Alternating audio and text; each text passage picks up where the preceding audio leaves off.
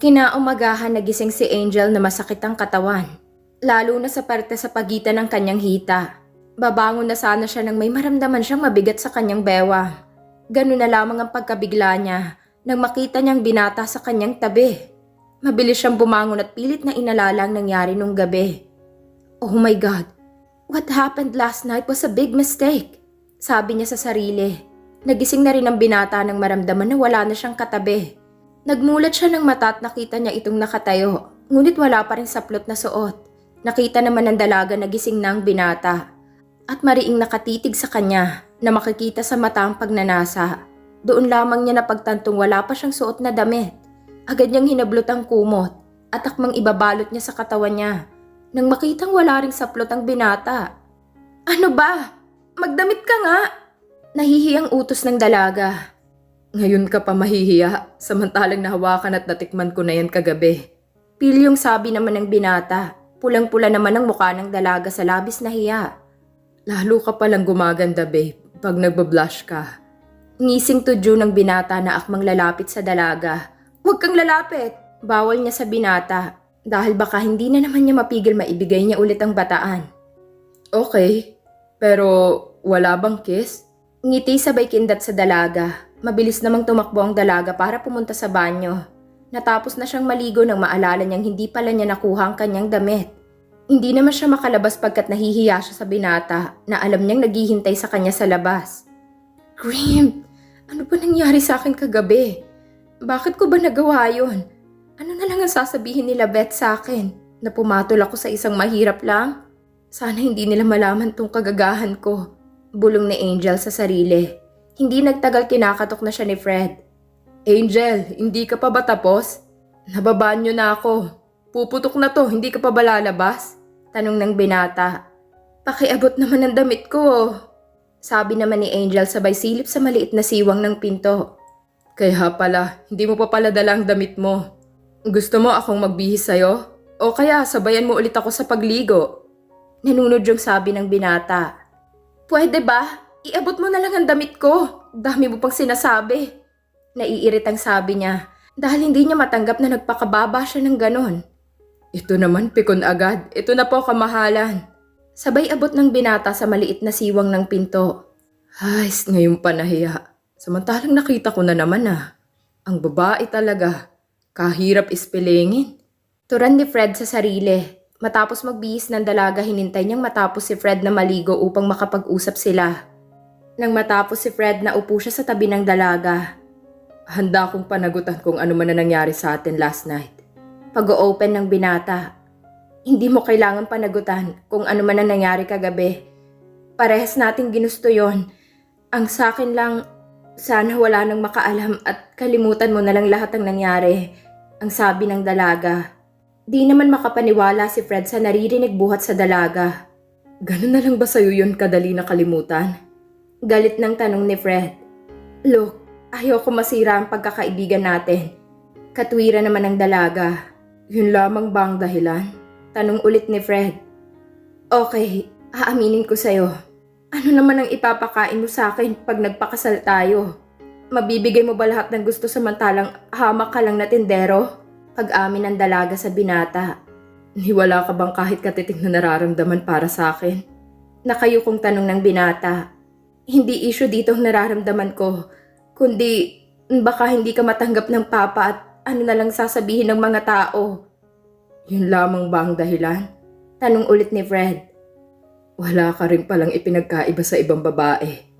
Mahalaga rin pala sa iyong pera at katayuan ng isang tao. Mapait na turan ng binata. Nasaktan naman si Angel sa sinabi ng binata at lalong nakaramdam siya ng sakit. Tagus-tagusan sa kanyang puso nang makita niyang itsura ng binata na mababanaag ang sakit ng mga sinabi niya sa mukha nito. Mula nang may mangyari kila Angel at Fred ay iniwasan na niya ang binata. Hindi rin sila gaanong tumatambay sa Mac Burger na pinagtatrabahuhan ni Fred. Ngunit isang araw na padaan sila doon ni Beth. Ganun na lang ang panggagalaiti niya nang makitang may kalambingang babae ang binata. Oh, naman babe, ang ganda mo kaya? Sabi ni Fred sa babaeng nagpapakyut sa kanya. Maganda daw, mukhang paniki naman. Babaero. Bulong niya sa sarili dahil nilalamon siya ng selos ng mga panahon na yon. "Oh, Papa Fred, tikman mo tong burger, masarap," sabi ng babae kay Fred. Ngumanga naman si Fred para hindi mapahiya ang babae.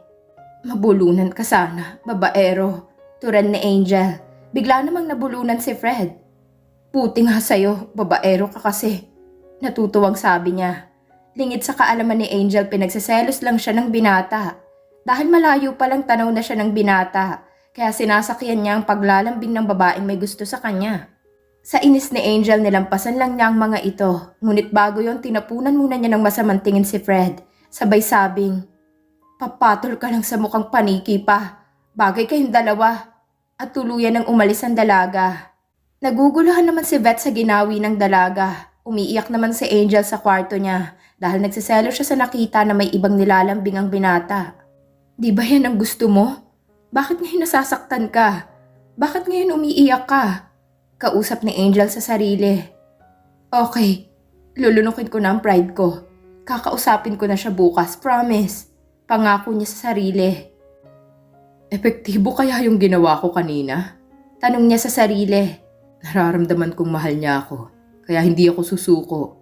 Pero tindi ng tingin niya sa akin. Siguro kung nakakamatay lang ang tingin, baka bumulagta na ako. Sabi niya sa sarili. Sabado, walang pasok. Natukso si Angel na puntahan si Fred sa apartment para tanungin kung sino yung babaeng yon. Nagulat naman si Fred nang pagbukas niya ng pinto. Dahil bababa sana siya ay nakita niyang nakatayo si Angel sa labas at akma sanang kakatok. "Angel, anong ginagawa mo dito?" Hindi makapaniwalang tanong ni Fred. "Halika, tuloy." Paanyaya ni Fred at pumasok naman ang huli. "Gusto ko lang sanang tanungin, sino yung mukhang paniki na yung nakalandian mo kahapon?" Pasupladang tanong niya. Ano naman sa'yo kung sino siya? Bakit? Nagsiselos ka?" Tanong ng binatang nakangisi sa kanya. "Hindi, bakit naman ako magsiselos? Ano ba kita?" Padaskol niyang sabi. Kaya pala sinadya mo pa talaga ako dito para tanungin lang kung sino yung babae na yon. At ano yung sabi mo kahapon? Papato lang ako sa mukhang paniki pa. Grabe, babe, ano naman ang tingin mo sa akin? Walang taste? Di ka nga nagsiselos niyan, no?" Pangaasar pa ng binata. Sa inis ng dalaga, binato niya ng bagang binata. Ngunit nasalo lang nito. "Aminin mo na kasi na nagsiselos ka. Kaya ka nagpunta dito." Tawang-tawang turan ni Fred. "Kapal naman ng mukha mo. Ako magsiselos? Nek-nek mo." Pagtanggi ng dalaga. "Okay, sige. Pwede ka nang umalis. Kasi may date pa kami ng mukhang paniki na sinasabi mo." Sabi ng binata. "Subukan mo makipag-date sa kanya, kundi babalatan kita ng buhay." Naiinis na sabi niya sa binata. "Ang tapang mo naman. Di ba ayaw mo sa akin dahil mahirap lang ako? Ano pa talaga, babe? Mahal mo ba ako o hindi?" Natahimik naman ang dalaga. "Ano? Mahal mo ba ako o hindi? Kung hindi, makakaalis ka na. Bibilang ako ng 2 segundo. Kung makakalabas ka ng pinto na yan ng 2 segundo, pababayaan na kita. Hindi na kita guguluhin." Napatingin naman ang dalaga sa binata. 2 segundo lang ang binigay sa kanya. Samantalang pagtayo pa lang niya 1 segundo na. Paano pa yung paghakbang? Nag-umpisa nang magbilang ang binata. 1, 2. Bilang nito. "O bakit hindi ka lumabas?" Tanong ni Fred. Paano naman ako lalabas kung 2 segundo lang ang binigay mo sa akin? Sabi naman ng isa. "Saka kahit bigyan mo ako ng 1 oras sa kakabilang mo, hindi ako lalabas." Lumuluhang sabi ni Angel. "Bakit?" Tanong naman ni Fred. Sabay lapit dito at pinunasan ng luha ng dalaga. "Dahil gusto ko pang manatili dito. Dahil gusto ko pang makasama ka. Dahil..." Hindi maituloy ni Angel ang nais sabihin. "Dahil?" Tanong naman ni Fred. Sabay taas sa mukha ng dalaga. Nakayuko at hindi makatingin sa kanya. "Dahil mahal kita, Fred." Nahihiyang pag-amin ng dalaga. Tuwang-tuwa naman si Fred sa narinig buhat sa dalaga. Sa labis na katuwaan, niyakap niya ito ng mahigpit at hinalikan ng dahan-dahan sa labi na may paggalang at ninanam naman tamis nito. "Mahal na mahal din kita, babe." Sabi naman ni Fred, sabay halik ulit sa labi ng dalaga. Napapikit na lang si Angel at masaya niyang tinutugon ang halik ng binata. Kasarapan ng halikan nila nang may maalala si Angel, kaya tinulak niya ito. "Why, babe?" Nagtatakang tanong niya. Sino yung babae kahapon? Tanong nitong hindi maipinta ang muka. Humagalpak naman ng tawa si Fred. Ah, yun ba? Tapos tawa ulit siya. Huwag ka na mag-alala, babe. Hindi kita ipagpapalit doon. Fred! Sigaw pa niya dito dahil hindi yun ang gusto niyang marinig. Kiss mo muna ako para sabihin ko sa'yo. Pilyong sabi ng binata. Kiss-kissin mong mukha mo, sabi naman ng dalaga. Niyakap naman ni Fred ang dalaga. Nang nararamdaman ni Fred na kumakalas na ang dalaga, lalo pa niyang hinigpitan ng pagkakayakap. Alam mo, babe, blessing yung nangyari kahapon. Dahil kung hindi doon, hindi ka susugod dito. Seryosong sabi ng binata at ipinaliwanag niya kung sinong babaeng yon. Naiinis naman pinagkukurot ni Angel si Fred. Aray, tama na, babe. Masakit. Aray oh. Iba na naman yung makurot mo, sabi ni Fred sa dalaga. Nang aksidenteng dumapo sa ibaba ng puso ni Fred ang kamay nito, napatigil naman si Angel sa pagkurot sa binata dahil biglang nakaramdam ng hiya. Halika nga dito, babe. Sabi ni Fred sabay hila sa kamay ng dalaga at nagkatitigan sila. Unti-unting lumapit ang mukha ni Fred sa mukha ng dalaga at mas lalo pang humigpit ang pagkakayakap niya dito. Nadadarang na sila sa kanilang nararamdamang init sa katawan nang may biglang kumatok. Napatigil sa ginagawa ang dalawa nang may marinig na katok sa pintuan. Napabuntong hininga si Fred sa labis na asar kung sino man ang kumakatok. Kumala siya sa yakap sa dalaga at inayos ang sarili upang silipin kung sino ang kumakatok. Maging ang dalaga ay inayos na rin ang sarili dahil sa muntikan ng pagkakatanggal ng saplot. Oh, Ron, ikaw lang pala pare. Anong sadya mo? Ang tanong niya sa anak ng driver nila na naging kaibigan na rin at kasalukuyang kasamahan sa trabaho sa McBurger. Kasi hindi maituloy ni Ron ang sasabihin nang makitang nakakunot at salubong ang kilay ni Fred dahil sa pagkabitin na nakatakda sanang mangyari. Importante bang sasabihin mo? Pwede ka naman sanang pumunta dito mamaya o kaya bukas. Bakit ngayon pa? Naghihimutok na turan ni Fred. Kasi nakita ako ni Sheila. Nagagalit siya kasi itinatago ka daw namin sa kanya. Nagpunta siya sa mansyon. Medyo nasigawan din niya si Doña Virginia. Paliwanag naman ni Ron kay Fred. Shh! Yung bunganga mo. Huwag kang maingay. Nasa loob si Angel. Bulong ni Fred dito. Kaya pala ganyan ang itsura mo dahil nakaistorbo ako. Hindi mapigilang tawa ni Ron. Aray naman, masakit yun. Bakit mo ako binatukan? Reklamo ng isa. Paano ang galing mong tumiming Tapos ngayon tatawa-tawa ka. Nakabusangot na sabi ng huli.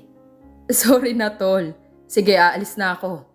Baka mamaya mapatay mo na ako. Kaya lang naman ako nagpunta dito para balaan ka. Kasi hindi ka daw niya titigilan. Ano pa bang kailangan nun? Bakit ayaw pang tumigil? Tanong naman ng isa. Hindi na nila natapos ang pag-uusap nila ni Ron nang sumulpot si Angel. Ron, ikaw pala. Bakit hindi kayo sa loob mag-usap? Para kayong bubuyog dito sa labas na nagbubulungan. Fred, bakit hindi mo papasukin si Ron? Tanong ng dalaga. Aalis na rin siya, babe. Di ba, tol? Aalis ka na? Wika ni Fred. Nakuha naman ni Ron ang gustong ipakahulugan ng sinabi ng binata. Oo, aalis na ako, Angel. Katunayan nga niyan, paalis na ako nang lumabas ka. Nakangiting turan ni Ron at sumulyap kay Fred na nakakaloko sabay tawa. Bakit ka natawa, Ron? Nagtatakang tanong ni Angel. May naalala lang ako kasi yung mukha nung isa dyan kanina hindi maipinta. Kaya pala, nandito ka. Pagpaparinig ni Ron. O siya, alis na ako. Baka bumulagta na ako sa masamang tingin ng isa dyan. O sige, bye. Huwag ka nang babalik. Tugon naman ni Fred. Nang makaalis si Ron, pumasok na rin ang dalawa sa loob. Babe, dito ka na mag-lunch ha. Ipagluluto kita. Sabi ni Fred. Wow, babe, marunong ka magluto? Namamanghang tanong niya. Wala ka palang tiwala sa babe mo Siyempre marunong ako.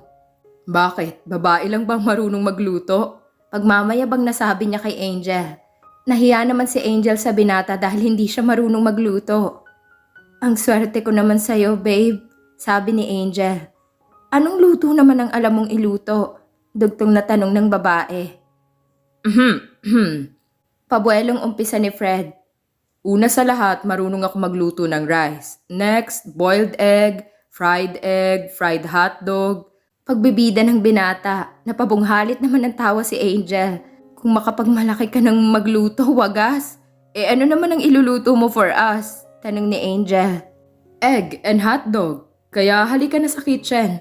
Pag-aaya ni Fred, sabay hila sa kamay ng dalaga. Watch me baby. Be my guest. Pamachong sabi ni Fred. Nagtataka na lang ang dalaga sa ginagawa ng kasintahan. Ngayon niya napatunayan na tanggap na nga niyang mahal na niya ang binata, na kahit anong ipakain sa kanya nito ay okay lang sa kanya. Dahil sa bugso ng damdamin, nilapitan niya ang binata na abala sa pagpiprito ng hotdogs at niyakap niya ito ng patalikod. Babe, baka hindi ko na maluto itong pagkain natin dahil sa ginagawa mo. O baka gusto mo ikaw na lang ang kainin ko? Pilyong tanong ng binata sabay harap sa dalaga. Oh babe, patayin mo muna yung kalan, baka masunog yung hotdogs. Paalala naman ni Angel sa kanya. Masusunod babe. Tumalima naman ang binata. Matapos niyang patayin ang kalan ay niyakap niya ang dalaga at binigyan niya ng mapusok na halik sa mga labi. Hindi pa nakontentong binata, binuhat niya ang dalaga at pinaupo sa lababo. At nakatayo naman siya sa pagitan ng mga hita nito.